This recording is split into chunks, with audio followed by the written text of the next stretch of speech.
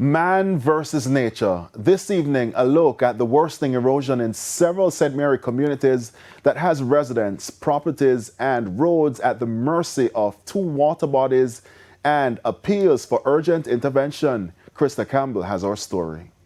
A beautiful scene of water lapping the shores of Onoto Bay, St. Mary. But there's an ugly reality that has residents literally on edge. Both the Caribbean Sea and the dry river have been eating away at the lands, putting residents literally a few feet from danger. In Dry River, residents watch helplessly as the river inches closer to this house. If you look, you see our house is like 5 feet away from falling down in the water. If this is left here unnoticed, then we're going to lose homes, we're going to lose more farms, we're going to lose more cattle. Delia Medley says sleep doesn't come easy in these parts, especially when it rains. And in southeast St. Mary, it rains frequently. Worried, I can't sleep, especially when it rains at night, can't sleep. Can't sleep, because you don't know what you're waking up to see the next morning. The rain will fall a couple of days ago. If that the fall in a hurricane, the building not die. This not die, no time at all, this is done gone.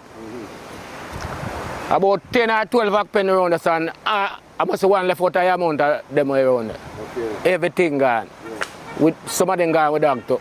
There's the main road, it's not far from the main road. Once you take this building, straight to the main road it's going.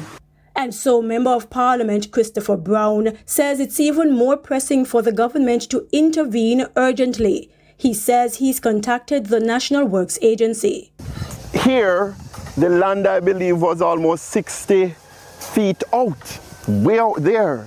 And in just a short period, we have just seen the erosion of the land. Even standing here is very dangerous. Indeed. And you would have seen that as the earth gets dry, it crumbles. So we don't know the integrity of here. Residents in Reddington are worried about being marooned with another major flooding like what happened in the area last week, which left students stranded at some schools into the night.